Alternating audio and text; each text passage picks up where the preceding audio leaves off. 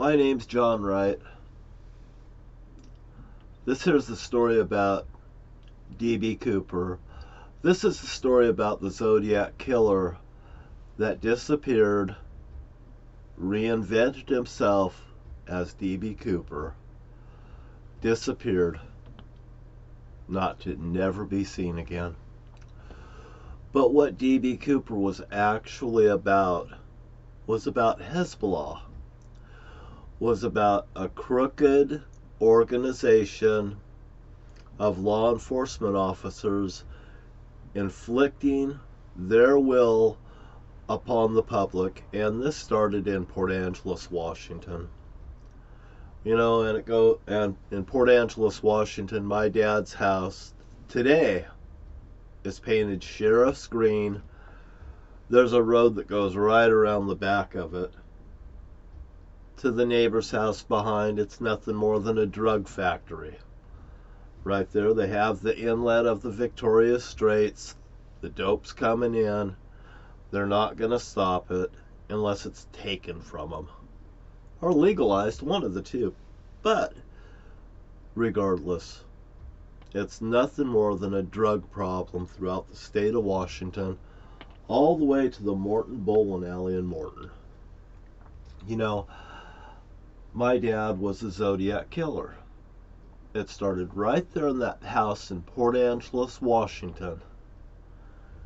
And he had to go do the jobs in California. And he finally got rewarded with this. And this is what all the clues and stuff was leading to in the Zodiac cases. So anyway, and it has to be true because all the evidence says so. This is a photo of my grandfather, Thomas Leroy Wright, from Gooding, Idaho, Boise, Idaho, Gooding, Idaho. He's buried over there. I got a picture of a stone. Let's see. My dad, I remember the day that my dad's dad died.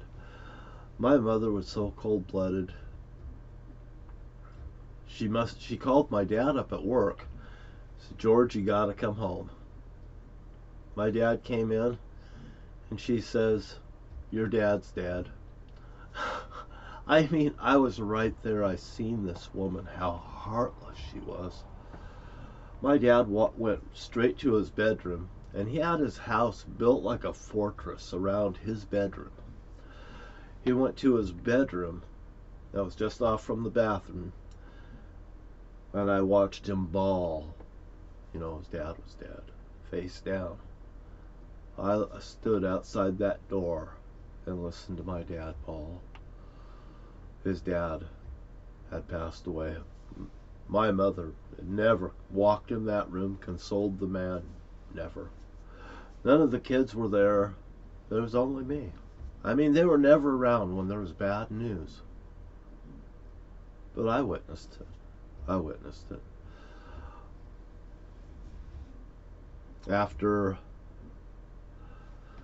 my dad's death, I think, my mother was telling stuff like he was found with his arms across like this. Well, that's another clue there. I don't know whether his arms were actually crossed like that, but my mother had all sorts of strange things, anomalies, whatever. She was a master crossword puzzle person. There was a crossword puzzle, she was in it. Why? She was writing those little zodiac things between her and my dad. Their things. I could see some of the writings and see what it is. And there I see my mom's name in a thing. Marietta, Murata. My dad would call her Muratas. In the bowling alley, a new bowling alley that's right there. Me and my dad built that bowling alley with that stolen money. I didn't know. But the bowling alley cost $160,000, and I was there. I heard it. And $40,000 went somewhere else. They only talked about the 160, but I knew there was $200,000 taken from the hijacking. I know the bowling alley cost that, and you see, it's 20%. What they do is they take 20% of the people of the cut. Hey, we'll let you build in here. Matter of fact, there's a hotel just right up there at Morton that the money was stolen from South America. It was a logging operation. The guy just, my dad said, he just screwed all the people and stole the money, just left the equipment, took the money and ran. He built that motel right there. He told me that they're allowing people that are in trouble to come in here and live. And he told me that the bowling alley's money was stolen. And that's when I confronted him about the stones in the bowling alley parking lot, which I'm sure there was 37 of them there. I helped my dad move them there when we built that bowling alley. It was part of the landscape. We got that from down there at the river, and we put them there. And matter of fact, the last time I was at that bowling alley with my dad, I went down and picked him up. He had leukemia, and I said, hey, there's some deer down by the bowling alley. Let's go see those deer. I said, you got to sit in here. You're going to go. Yeah, I'm going with you, John. You know, my dad would just get up and go with me even if he was sick. Get out of the house, man. We're going to go, man. So anyway, we went down there, and right there was the deer, just like I told them. And he says, oh, man, he says, they're in velvet, you know, velvet across the horns, you know. And I said, you know, I said, hey, I want you to tell me, these 37 rocks, this is about dead people, right? And the next thing he said was, hey, I'm sorry about that boy being murdered on your bed, John.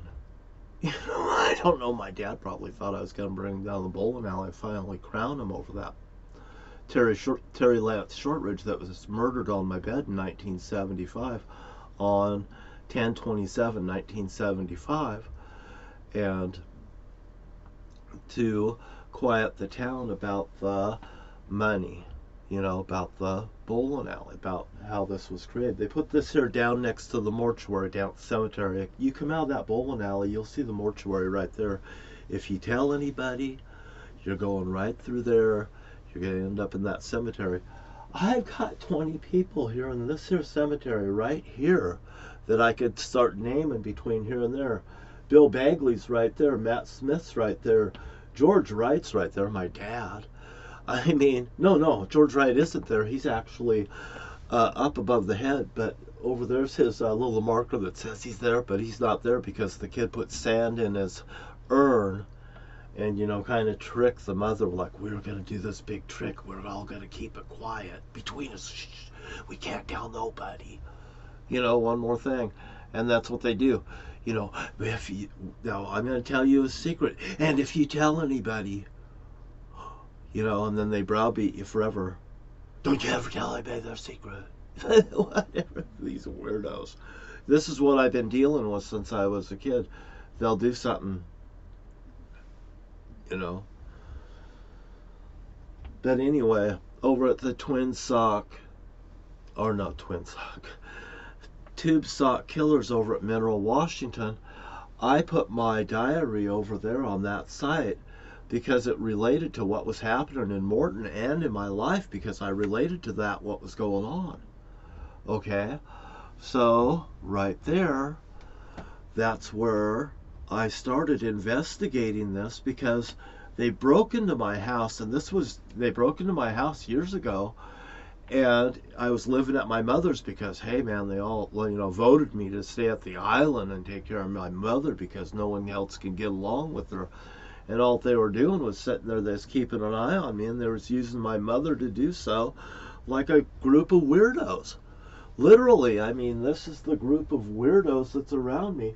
And they've even used my son against me. I mean, quite the manipulating group. And this boy now is on the run. There's the Fairhearts Bowling Alley. I mean, it goes on and on. But what I'm saying is this is about the Zodiac Killer. This is about corruption. This is about Twin Star credit unions being built between Morton, Washington and Hoquiam, Washington. The 21st one is right there at Morton, Washington.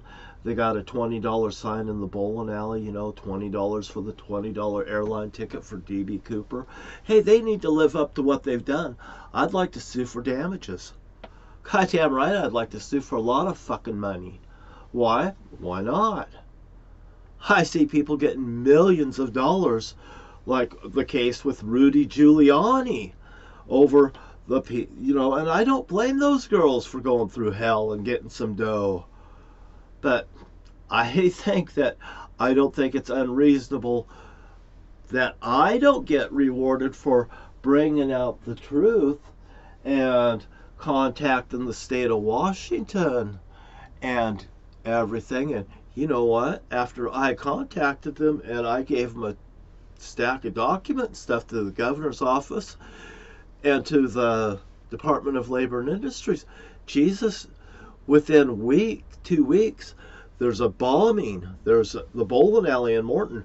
We've got the bowling alley in Maine that got shut up in Lewiston, Maine, like Lewis County, Morton, Washington. Hey, this is just the cops doing this here. That's just a backfire to bring pressure off what's going on here. It's a diversion thing, and that's exactly what they're doing all over the country. I have to cut this off, and this is going to be tonight. This is number 1. I'm going to hold it here. It's number 1, and I'm going to hold up my little thing of whiskey and say, it's number 1, and I want you to come and see me. And there's my email address, and I've got to cut it off, or I can't put it up. It'll only allow me to go so far. My name's John Wright. I look just like the hijacker's son.